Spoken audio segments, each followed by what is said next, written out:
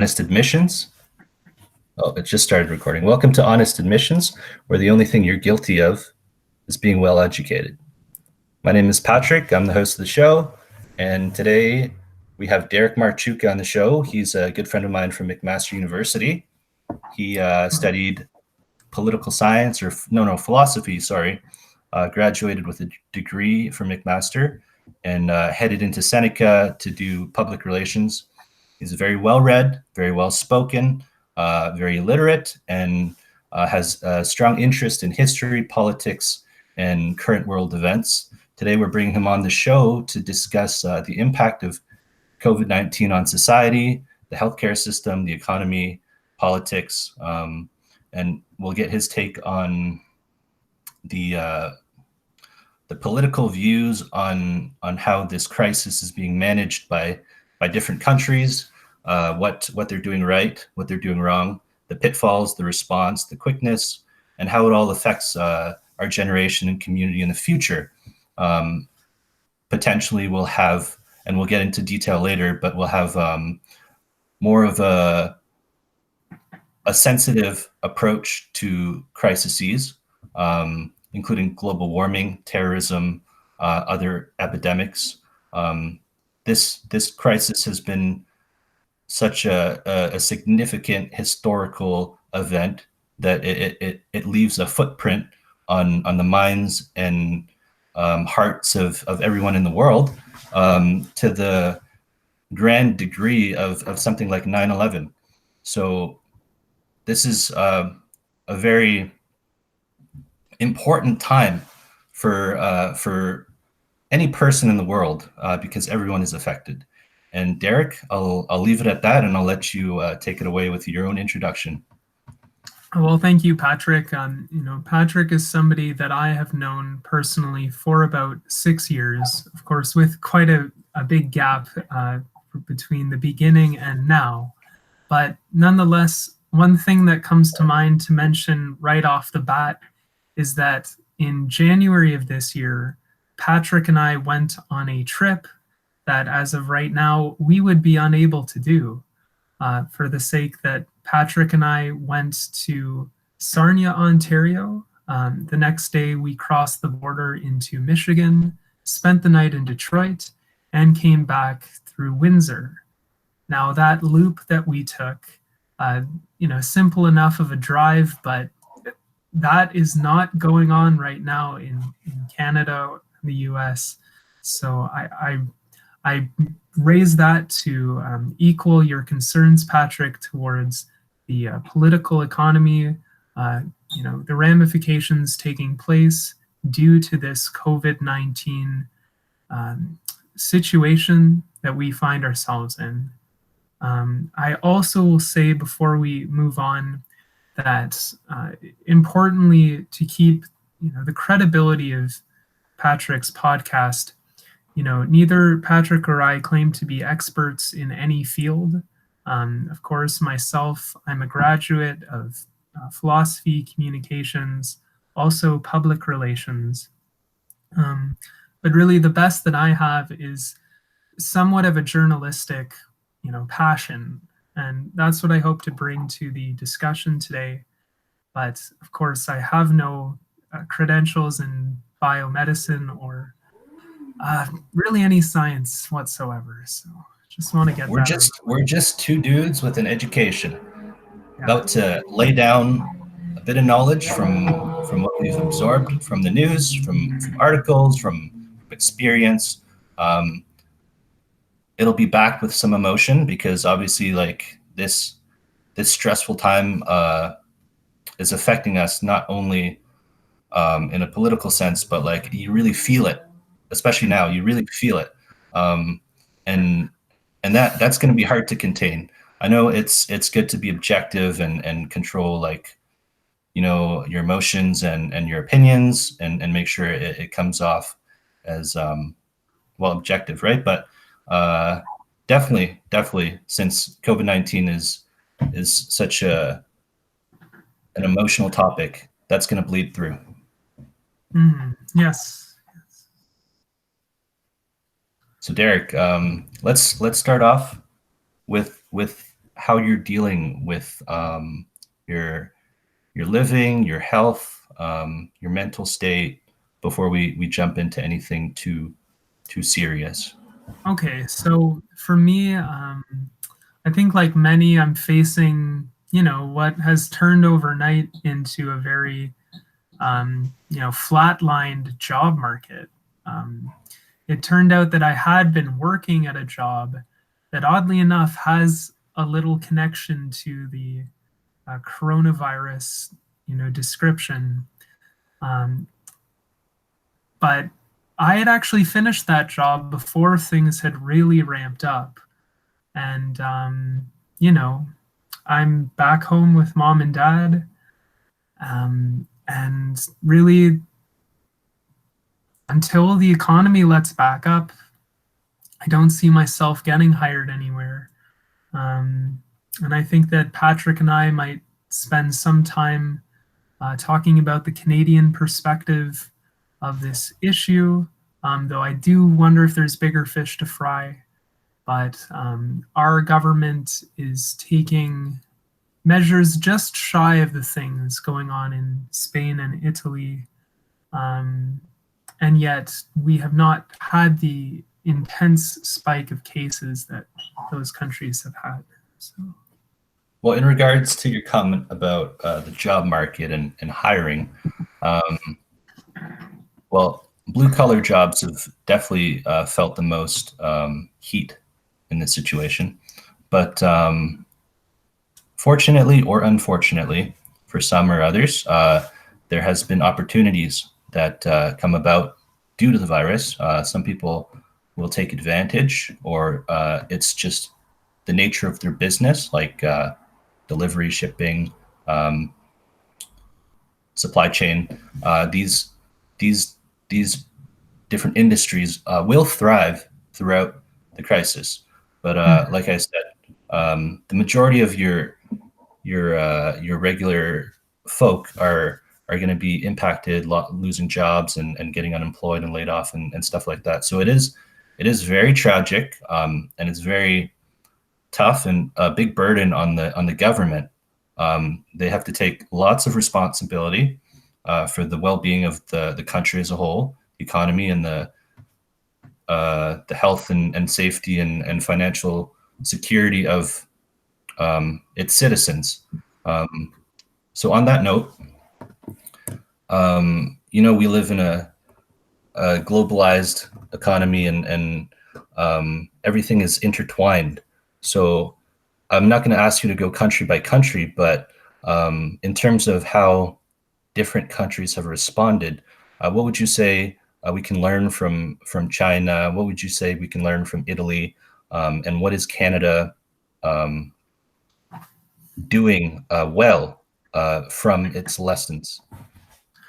Okay, well, I think that I hate to, talk about myself more, but I do want to bring up that back in January of this year, I think that I was somebody that had a bit of an upper hand at understanding this virus because I had been reading about China at the time, and I have parents who talk to me frequently about China. Um, I think that as other people were naysaying the severity of COVID 19 as we're understanding it, I was one who was quite steadfast to know that this would get worse. Um, but I guess I'll start to answer that by saying that I think one aspect of China's response that I find noteworthy is that they have been able to exercise draconian measures against the Chinese population in a way that really has not happened before. Um, and I'd say there's tiers to understanding this crisis. And really, the top tier, in my opinion, is seeing China's antics all across the country throughout January, February. And that's what a lot of mainstream media has done documentaries on, the CBC, Australian television, basically how people were torn out of their homes if they had a temperature, how people were spot welded into their homes because they were leaving their house or they were a suspicious person. And these measures have been copied by a country like Israel that is implementing similarly draconian measures. And I just think, regardless if that's good or bad for containing the virus, that is just really not what we were expecting to see as a globe back last year. But that's China, for lack of a better way of putting it. So what is it about the existing systems in China that allowed for good response? Okay, well, I think that China has a top-down government, and it means that they can, allocate resources however they'd like. And I know back in February, I learned how when people were donating N95 masks to China, there were a lot of stoppages at the border. Customs officials were confiscating masks, and then they're all redistributed by the party, the Chinese Communist Party. And I'm sure there are many that think this demonstrates China's ability to handle this quote unquote pandemic, because they were able to flatten the curve. Now we have so few reportings of new cases of coronavirus out of China. Right. You mentioned the masks. So there's definitely a shortage of medical supplies for doctors, nurses to take care of, the patients. But it's unevenly distributed. So some hospitals will have more, some hospitals will have less. It's just a matter of how much they chose to buy and how much they're being used, right? And then there's also the fact that these medical equipments, they go through a supply chain, and some of them, the materials are sourced from very heavily impacted locations by the coronavirus, which will limit production. So on that note, what do you feel about this shortage of essential resources for healthcare?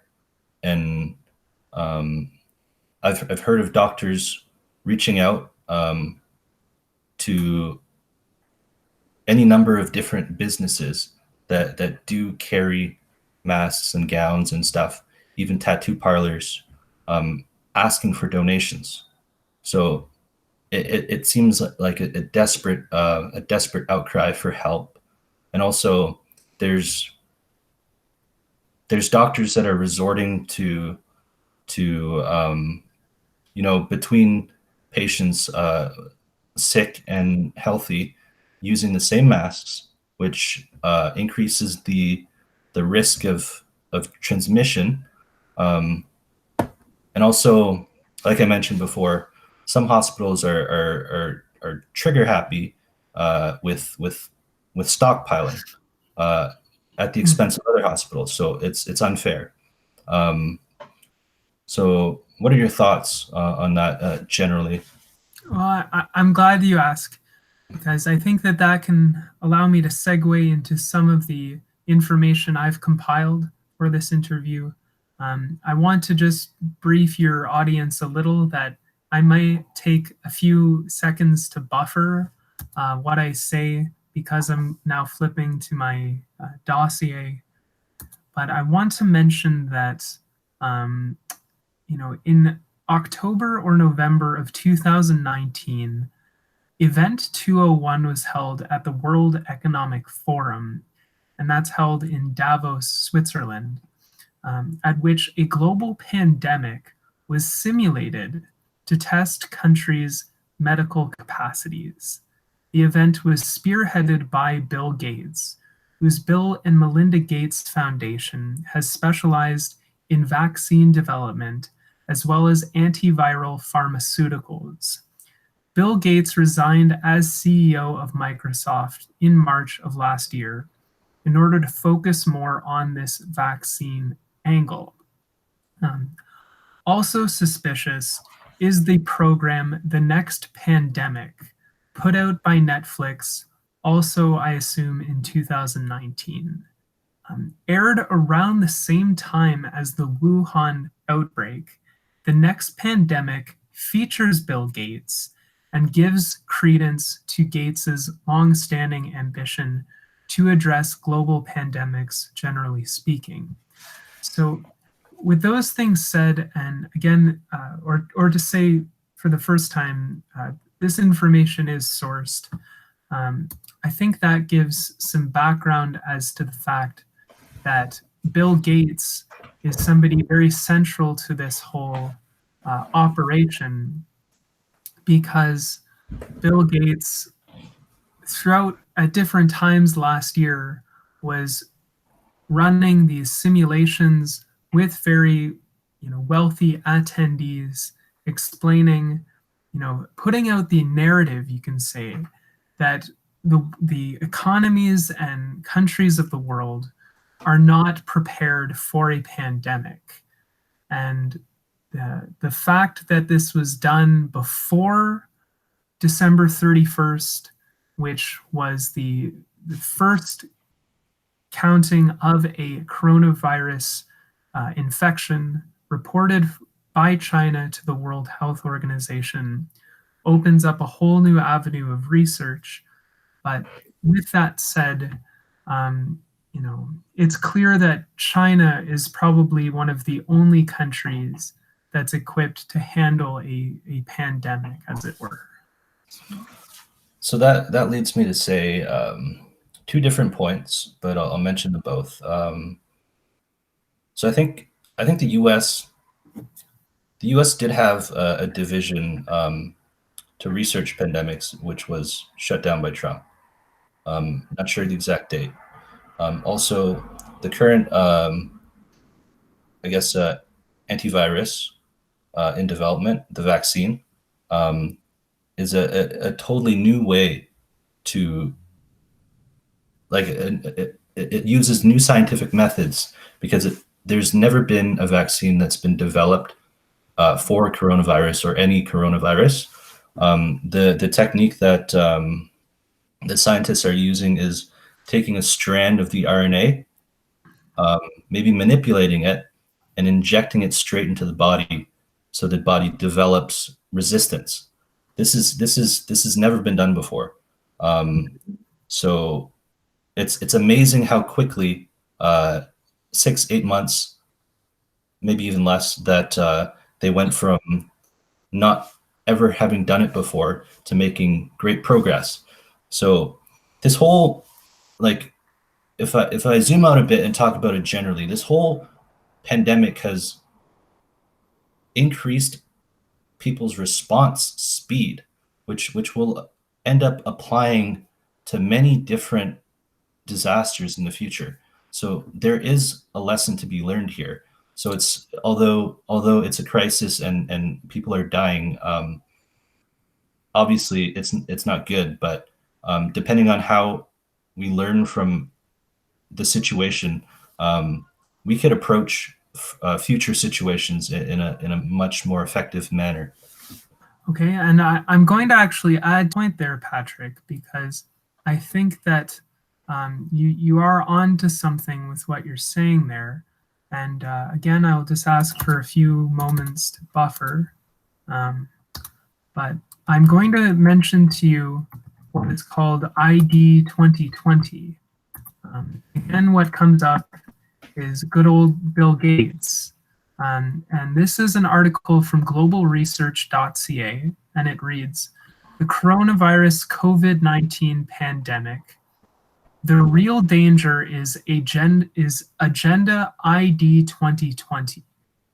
What is the infamous ID 2020? It is an alliance of public-private partners, including UN agencies and civil society. It's an electronic ID program that uses generalized vaccination as a platform for digital identity.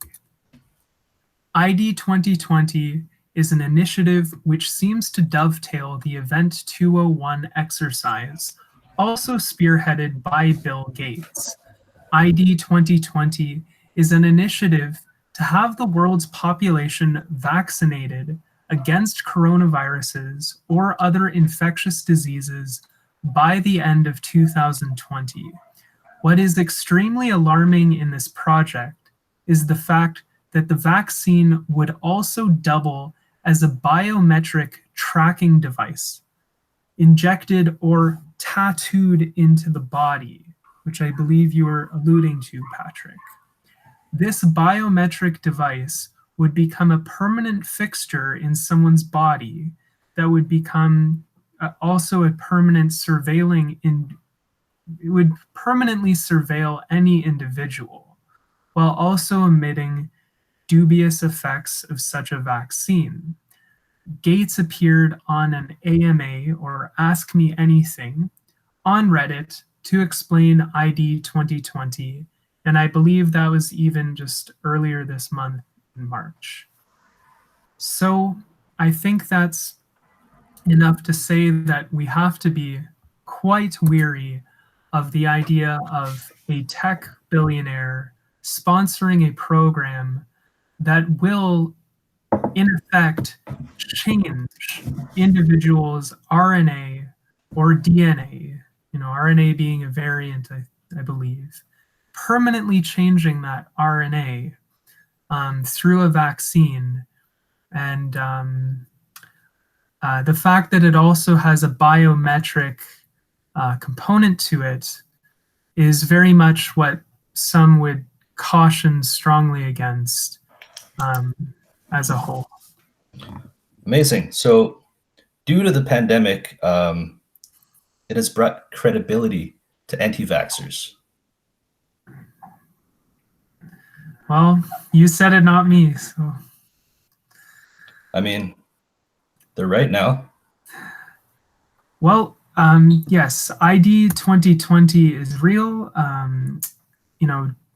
Event 201 did take place. And again, these, especially Event 201, this took place in October or November of 2019. Now, what were we all worried about in October 2019? For me, I was, doing my thing, trying to find a job. In terms of the news, really what comes to mind is Jeffrey Epstein and airing out more of that dirty laundry. But, there was no speech of a global pandemic whatsoever. And yet, all of these very wealthy people, economic advisors, met at the World Economic Forum to discuss simulation of a pandemic. Does this not strike one as suspicious, considering events that have taken place and other consequences that we could go into? So. Well, there's an entire field called epidemiology, and it's nothing new. And also, nobody knew what they did until now. They're actually, on the map. So I mean, it's very interesting, really, to hear of a vaccine that basically tags the population, the world population, by the end of 2020. That's incredible news. Yeah. So But also the fact that there was a group of politically wealthy individuals running simulations. I mean, it's understandable because that's just progress, right? But the timing of it is what is suspicious. yes, and also as I mentioned, the television show The Next Pandemic, put out by Netflix, and this aired around the same time as the Wuhan outbreak was starting. And a final piece of evidence as a reminder that Bill Gates resigned as CEO of Microsoft in March of last year in order to focus on philanthropy, or focusing on his mission of bringing vaccines and antiviral drugs to the world. So we ask ourselves, is this convenient timing for Bill Gates to leave his legacy as a Microsoft CEO behind and put his energy to at the time only a potential pandemic? Right. Well, the common belief, I'm sure you're aware, everyone is that the source of it was animal based, particularly bats. Now, with this more recent development, with this group that Bill Gates put together, do you think that the story has changed there in terms of the source of the virus? Well, I'm glad you asked, Patrick. And I first want to share my little tidbit of the job I had.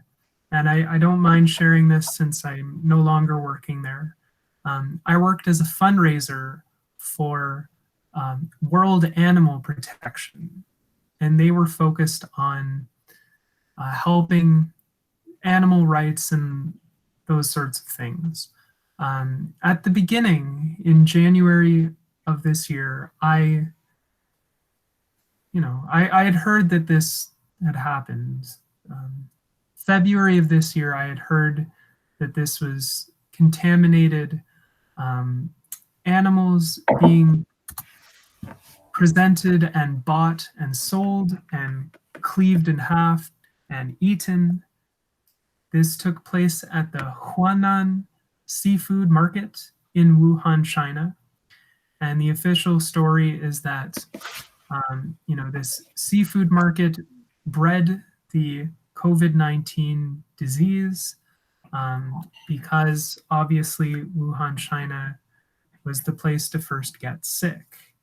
A little more background for the audience is that an important cause for this unprecedented spread is the fact that this all took place up around Chinese New Year. Now, the important thing for Westerners like us to understand is that people in China travel a lot during Chinese New Year. And, this spread of the virus was thought to just, go everywhere and then leave China, apparently to Thailand, and people going on to Thailand, to the United States, to Canada. So, that's the idea. so based on the evidence you've provided, it seems like you're alluding to potentially an artificially developed virus for the end goal of tagging the world population, which is incredibly fascinating and incredibly startling as well. But there's always two sides to the coin, right? Somebody's going to be profiting off this, but also the fact that we're technologically capable of accomplishing such a feat must mean that good people will leverage the opportunity to make like great strides in scientific developments to help people and not extort people. I mean, like like take advantage of people. Mhm. Well, Patrick, I think that it's worth going a little deeper on this. Um, I want to bring your attention to an article that I came across again earlier than some, um, and it does reference. It's tied to what you said, that there was a biomedical center in the United States that was shut down. Um, which I can't speak to any more than that because I haven't researched that one. But what I want to offer to your audience is a bit of context. So, what was going on in China in 2019? Um, a lot, some said that 2019 was the worst year for China. And why is that? You have the Hong Kong protests that were ravaging all year, almost you know, or the latter half of the year. It was historic, those protests. You also had the company Huawei starting to develop a very bad reputation because it was thought to be really just tied at the hip to the Chinese Communist Party. And for us at home in Canada, China was very much starting to be disliked because China has detained two Canadian citizens without very much, reason for it. And I will recommend a book that I read before this outbreak really got going. And the title is Claws of the Panda: Beijing's Campaign of Influence and Intimidation in Canada by Jonathan Manthorpe. And I'm just going to leave that, let the title speak for itself. But next, I want to read the article that I'm going to bring up for a second. And this might explain a bit more of context for the source here. So, what it's called, and I don't endorse this title, I don't endorse everything in this article, but this is titled Coronavirus Bioweapon: How China Stole Coronavirus from Canada and Weaponized It. This is an article from Great Game India, which is a journal of Indian scientists who have written this article about COVID-19. So, reports of viral test cases imported to Wuhan, China, out of Winnipeg Class 4 National Biology Lab, the only one in Canada. Scientists associated with investigation of exfiltrated viral specimens, Frank Plummer, is assassinated in Africa. Plummer was renowned for his work on the Zika virus in Africa. Chengyo Chu, Chinese national working at the Winnipeg facility since 2006, pursued her graduate studies, moving to Canada in 1996. Quoting the article, Chu was the head of the vaccine development and antiviral therapies section in the special pathogens program at Canada's National Microbiology Lab. In March 2019, a mysterious set of extremely virulent viruses arrived in Wuhan, China, and were traced back to Winnipeg's National Microbiology Lab. In July 2019, Chinese researchers, including Chengyo Chu, were expelled from the Winnipeg facility without prior notice, or it seems, any precedent of wrongdoing or committing terminable offenses. Staff at the facility were told never to contact Chu again. So that is my summary of the details of that article that I think are important. Yeah. And obviously there's some mind-blowing potential to that Right. article. Right.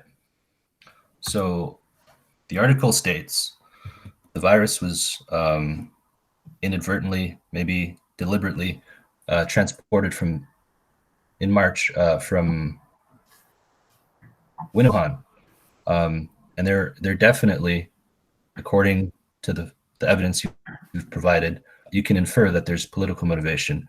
My question is, given what's been happening in China with Huawei, Chinese New Year, and the Hong Kong protests, what is the reasoning behind the orchestrators of this this science fiction esque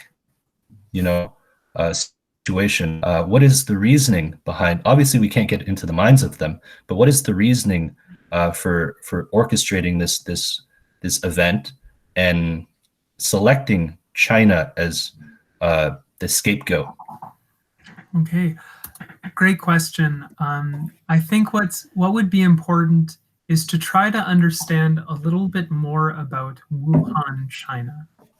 And for that reason, I would like to bring up a bit of a seemingly off-topic discussion, but it has to do with 5G technology.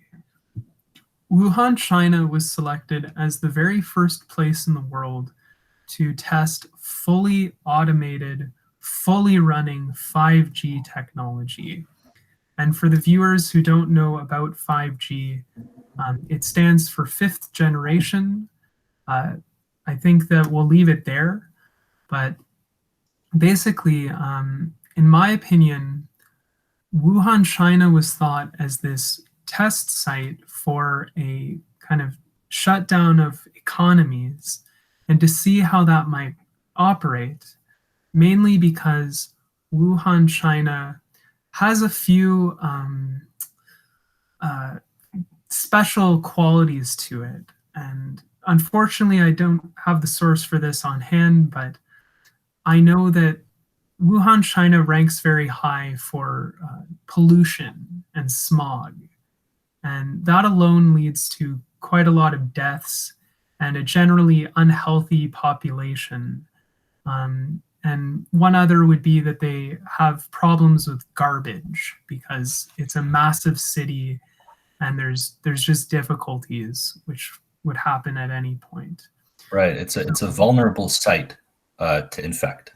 A vulnerable site. That's correct. So then you understand that China, along with probably Russia, but definitely Israel, are countries that have a lot of experience with biomedical research.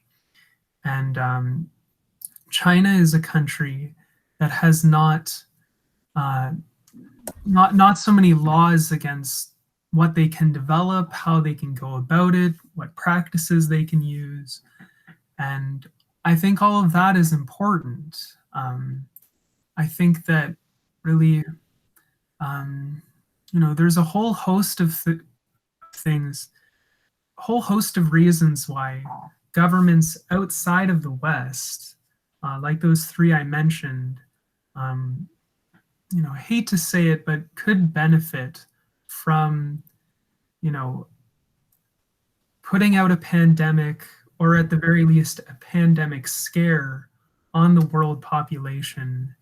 And unfortunately, we are seeing some of that go on. Right. Yeah, no. It's a scary time. Exacerbated by the fact that with this knowledge, there's really people that are up to no good for their own personal gain or for their political party's gain. But we've seen this, right? I mean, you're a philosophy major. You've got a history background. You can definitely draw comparisons to what's happened in the past. And the fact that this is happening, it's new technology. It's a new endeavor. So it is kind of shocking. But remember when we heard about Cambridge Analytica and you first heard about it, that was very shocking too, about the technological advancements to develop weaponized social media, right? Now, that same concept has been shifted and applied to biomedical science. So it's amazing how this knowledge can be transferred from field to field and used malevolently. Yes, yes, Patrick. And just to get a bit casual here for a second, I think a lot of what we've been talking about has to do with how technology has gotten away on us and that things are happening so rapidly Right. that we are really getting the rug pulled up from under us. Right. And, But Cambridge Analytica is an important angle as well. me and you and I, we're getting the rug pulled out from under us. But there are crazy geniuses out there that are moving the chess pieces, so to speak. Bill Gates, you mentioned, potentially one of them. Historically a celebrated mind, now maybe an evil genius. Who knows? Yes, yes. And it's a crossover of technology and biology or microbiology. Right. Because, I think that just some other details I've heard about, apparently governments plan to use the data on our cell phones in order to track whether or not we have COVID-19.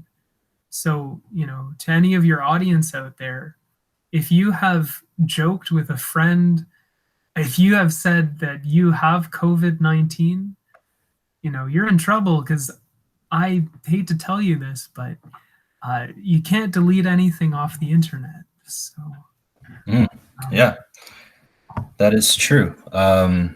But on a mass scale, monitoring stuff like that, I don't know how much my audience should really freak out. But yeah, definitely you should watch what you say and don't make up stuff like you got infected. That's not even funny. Who knew the repercussions would be so big? But generally speaking, that's not something that I think any of the people that watch this do, Derek. So okay.